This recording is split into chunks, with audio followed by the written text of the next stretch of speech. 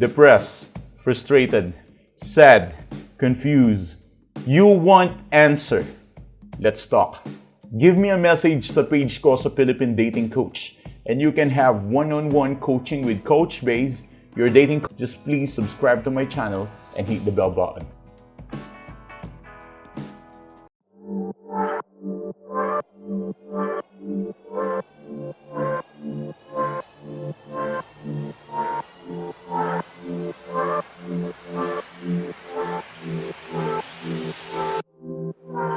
Hi guys, it's me Coach Kim. One of my clients request this topic. Dapat bang i-greet si ex on her birthday including Christmas, New Year, Valentine's and etc. Okay, I want you to know guys, one of the strategies of getting your ex back, including relationship dynamics and attraction. Actually, this is very clever question nga naman if iisipin. Lalo na't wala naman masama kung i-greet sila ng happy birthday. And ang iba nga nagre-regalo pa. You know, kahit sa simpleng greet lang, malaman nila na naaalala mo pa din sila kahit papano. At alam ko yan ang gusto ninyong marinig. But this very important guys, think about it. If you want to get them back, you need to be consistent.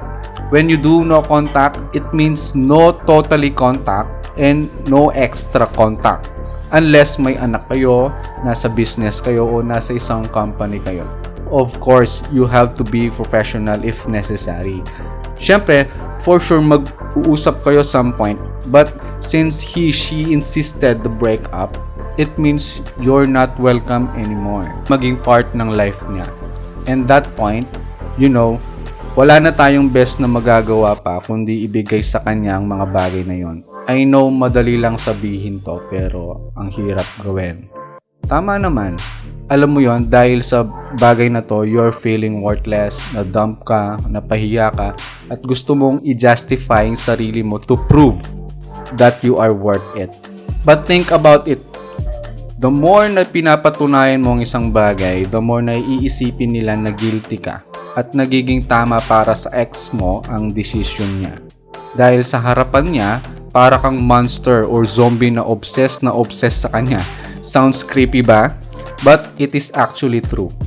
Alam mo yon, it is more like pinalabas ka ng bahay at nilock niya lahat ng pinto at ikaw naman tong lasing sa pag-ibig, sisirain mo ang katahimikan at kapahingaan ng ex mo. Wow, nice ba? Sa tingin mo matutuwa siya? Of course no. Why? Nawawalan ka na ng respeto sa kanya, lalo na sa sarili mo. At walang attraction doon. I know you deserve to justify yourself. You deserve to explain how much you love him or her. But sometimes silence is more powerful than proving a point. Hayaan mong ikaw mismong magbigay ng meaning what is the breakup means sa kanya. And this is the consequence of the breakup. No more personal communication, no more extra contact. You have to show na kaya mong respetuhin ang decision niya. This is your power to show your attraction. Way to earn justice and silence to say that you are worthy of being loved and respectful partner. Hindi mo na kailangan pang gawin ng mga weirdong bagay gaya ng pagbigay ng gift ng hindi mo pinapaalam na galing sa'yo. Come on, be mature enough to face this kind of situation. Kaya, do not reach out. Hayaan mong datnan siya ng kalungkutan at mag-flashback sa kanya lahat ng mga masasayang bagay na na-experience niya.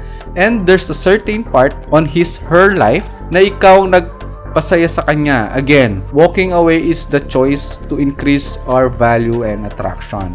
Dahil madalas ang ex, they are expecting something from you on theirs, especially on their special day. At hindi sila magtataka one day kung ikaw yung unang mag-greet sa kanya. At walang attraction doon. This is the big thing na hindi ka dapat mag-initiate ng greetings sa kanya in any kind of holidays and special days. Do not reach out when it is not welcome. At syempre, kung sila naman tong nag-greet sa'yo, do not ignore. Ipakita natin na napakasaya ng life na meron ka ngayon at napaka-exciting na, huwag kang maging bitter.